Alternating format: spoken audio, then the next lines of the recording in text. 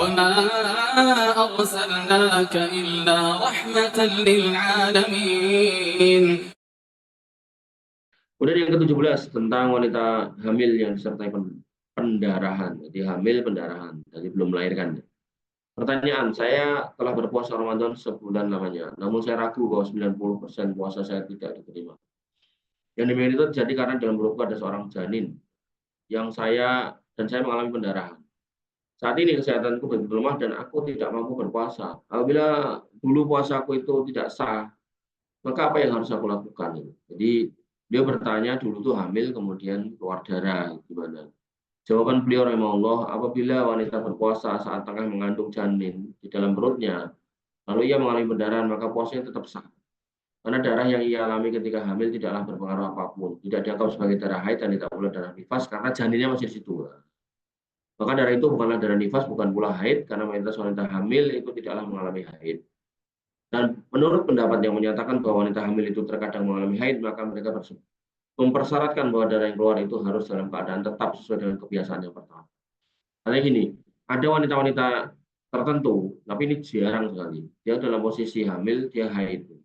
Nah, maka ketika dia hafal benar tanggal haidnya, warna darah haidnya, bentuknya, dan seterusnya, dan itu waktu hamil keluar di tanggal yang sama, bentuknya sama, modelnya sama, maka itu bisa dibilang sebagai darah haid. Tapi kalau kemudian tidak sesuai tanggalnya, kemudian mungkin bentuknya juga beda, warnanya beda, maka itu bukan haid dalam kondisi hamil. Jadi umumnya wanita hamil itu enggak haid.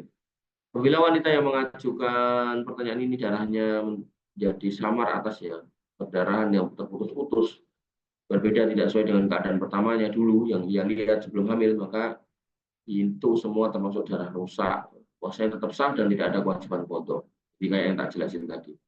Dan segala puji milik Allah Subhanahu wa taala karena darah yang keluar ketika wanita sedang hamil kebanyakan merupakan darah rusak, tidak teratur, terkadang bertambah dan terkadang berkurang, terkadang datang lebih awal dan terkadang datang lebih lambat, kondisi beda-beda, maka yang demikian itu tidaklah teranggap, dia nggak dianggap haid.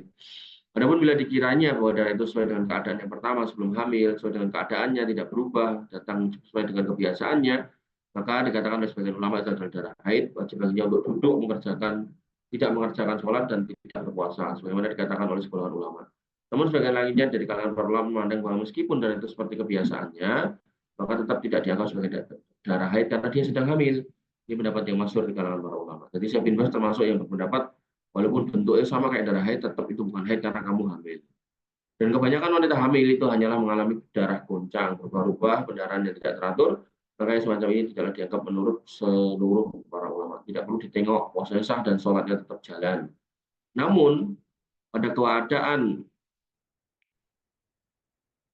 Namun pada keadaan ini wajib atasnya untuk tetap menjaga diri dengan kapas atau yang semisalnya, dan wajib atasnya untuk tetap berwudu setiap kali tidak sholat.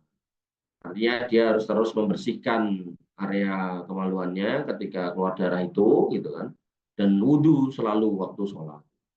Lalu ia menunaikan sholat dengan keadaan bersuci meskipun darah itu masih keluar, tapi setelah dibersihkan tadi ya, karena ia tengah diuji dengan perkara itu, sebagaimana orang yang mengalami salisul baul, ya, kencing yang terus menerus, geseran, gitu kan, atau juga seorang wanita yang mengalami istihadah yang ia tidak dalam keadaan hamil, ya. Dia wanita normal tapi keluar darah terus, maka keadaannya sama. Jadi dia harus bersihkan dulu, pakai pembalut atau pakai pempes, nah baru kemudian sholat.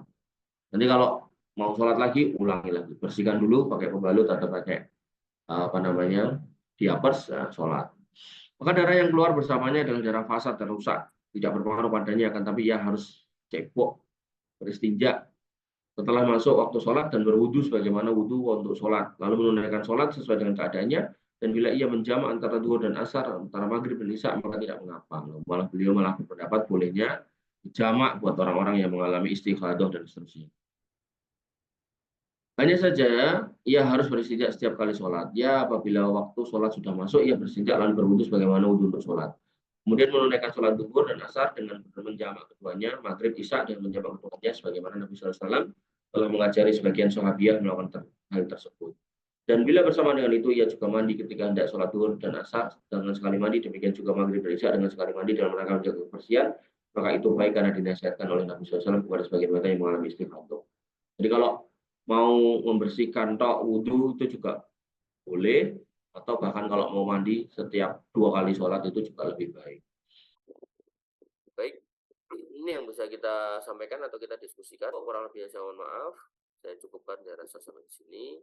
Alafu minkum subhanakallahumma bihamdika asyhadu an la ilaha illa anta astaghfiruka wa atubu ilaik. Assalamualaikum warahmatullahi wabarakatuh.